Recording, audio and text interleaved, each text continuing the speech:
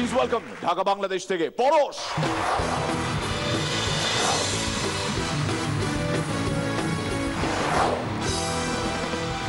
আজ মিরাক্কেল 8 এর এপিসোড 50। আমরা তো সবই শিখছি, ওনারাই আসল হিরো। क्या बात। সালাম আলাইকুম। ভাই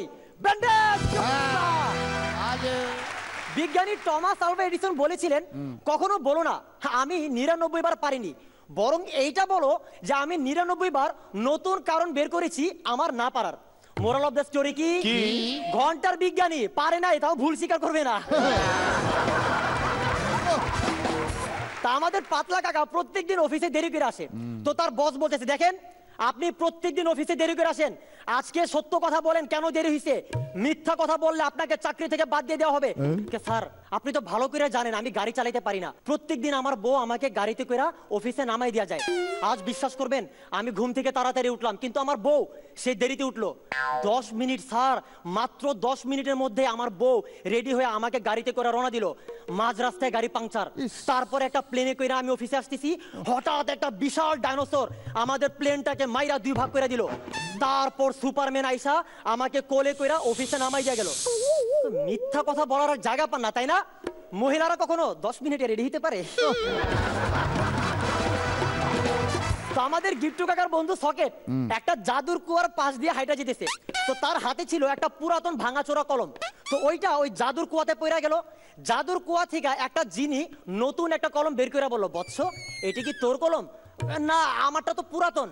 বৎস তুই অনেক সৎ, এই নে এটা আমি তোকে উপহার দিলাম। কিছুক্ষণ পর সে কুয়ার পাশ দিয়া পাতলা কাকা যাইতেছে, তার হাতে একটা মোবাইল ভাঙাচোরা, সেটাও কুয়ার মধ্যে পড়ে গেল। যিনি আবার নতুন একটা মোবাইল তুললো, বৎস এটা কি তোর মোবাইল? না আমারটা তো ভাঙাচোরা মোবাইল। বৎস তুইও অনেক সৎ, এই নে এটাও আমি তোকে উপহার দিলাম। তো পুরো ঘটনাটা আমাদের গিট্টু কাকা একটা ঝোপের আড়াল থেকে দেখলো, সে দৌড়ে বাসায় চলে গেল, তার ভাঙাচোরা ল্যাপটপটাই না কুয়ার মধ্যে ফালাই দিল। তারপর যিনি নতুন একটা ল্যাপটপ বাইর করে বললো, বৎস এটি কি তোর ল্যাপটপ? হ্যাঁ হ্যাঁ এটাই আমার ল্যাপটপ। হতচ্ছাড়া পাজি, তুই অনেক অসৎ, তোকে আমি ল্যাপটপ দিব না। এই কথা বইলা যিনি কুয়ার মধ্যে ঢুকে গেল। গিট্টু কাকার মাথা গেছে খারাপ হইয়া, ওই হোমন্দির পো বাইরো, ওই হোমন্দির পো, আমার নতুন ল্যাপটপ লাগবে না, তুই আমার পুরাতন ল্যাপটপ ফেরত দে। এই কথা বইলা একটা ছোট পাথর কুয়ার মধ্যে ফালাইলো। তারপর যিনি একটা বড় পাথর বের করে বললো, বৎস এটা কি তোর পাথর?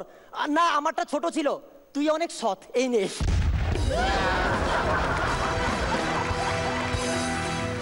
তো গিট্টু কাকার বিয়ের প্রথম রাত, তো গিট্টু কাকা তার বউকে বলতেছে, ডার্লিং কুকুরের মতো বৈশা পড়ো তো দেখি। ছি অসভ্য, কি বাজে কথা বলতেছে সব। তো দূর পাগলি, তোর পিঠের উপর উঠা সিট কিনে লাগাবো।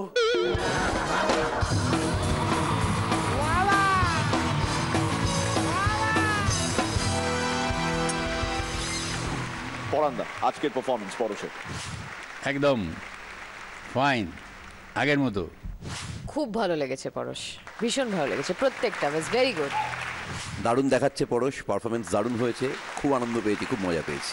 আচ্ছা এবার রনিদা থেকে আমি দাটা বাদ দেব, শুধু রনি থাকবে। আমি পরশকে নিয়ে একটু ওখানে যেতে চাই। পরশ এসো।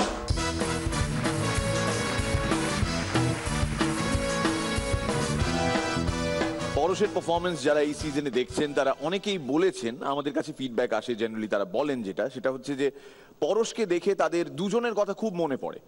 এক আবু হেনা রনি আর এক আনওয়ারুল আলম সজল, যিনি এই মুহূর্তে ওখানে বসে রয়েছেন, একটু এগিয়ে আসবেন প্লিজ ভাইজান। তো এই দুজন এই মুহূর্তে এখানে, ওখানে থাকাকালীন, বাংলাদেশে থাকাকালীন কোনোদিনও এই দুজনের সঙ্গে তোমার দেখা সাক্ষাৎ আলাপ এরকম কিছু? হ্যাঁ, রনি ভাইয়ের সাথে আমার আগে থেকে পরিচয় ছিল, আর সজল ভাইয়ের সাথেও কথা হয়েছে, আর এখানে আসার পর আরো বেশি ইন্টিমেট হয়ে গেলাম আর কি। রনি, পরশের পারফরমেন্স কেমন লাগছে? আমার দেখে ওকে ইউনিকই মনে হয়, এবং সারা বাংলাদেশ পরশের পারফরমেন্স দেখার জন্য অপেক্ষা করে থাকে, যেমনটা আমাদের সময় বা আমাদের নাম ধরে বলতো, এই ছেলেটা কিন্তু খুব দারুণ করছে, মানে সবাই অপেক্ষা করে এবং আমিও দেখার অপেক্ষায় থাকি। তো ভালো লাগে আর কি, অনেক ভালো লাগে। এটা তো সজল তুমি মানবে যে রনি সজলদের ফ্যান কিন্তু গোটা বিশ্ব জুড়ে, আর এটার অনেকগুলো প্রমাণ আমাদের সামনে রয়েছে। আমার মনে আছে আমরা সিজন 5 থেকে, ক্যাপ্টেন আমরা সিজন 5 থেকে বোধহয় বাংলাদেশ ঘুরে আসতে লাগলাম, রাইট? সিজন 5, তারপর অফকোর্স সিজন 6, সিজন 7, সিজন 8 সবকিছু মিলিয়ে আজকে হই হই রই রই করে ভারত বাংলাদেশ এই মৈত্রী সম্পর্ক চলছে। সজল, এই যে প্রথম রাস্তা দেখালে তোমরা, মানে চ্যাম্পিয়ন লেভেল পর্যন্ত গেলে তোমরা, আজকে পরশ সেই ধারাটাকে নিয়ে এগিয়ে যাচ্ছে। ওকে যদি কিছু বলার থাকে তোমার। ওর জন্য বলবো যে প্রেশার নেওয়ার কিছুই নেই, পুরো দেশ তোমার সাথে আছে, আমরা আছি, এগিয়ে যাও।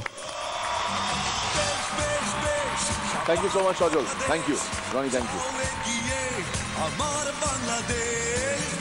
পরশ যাও, বসো।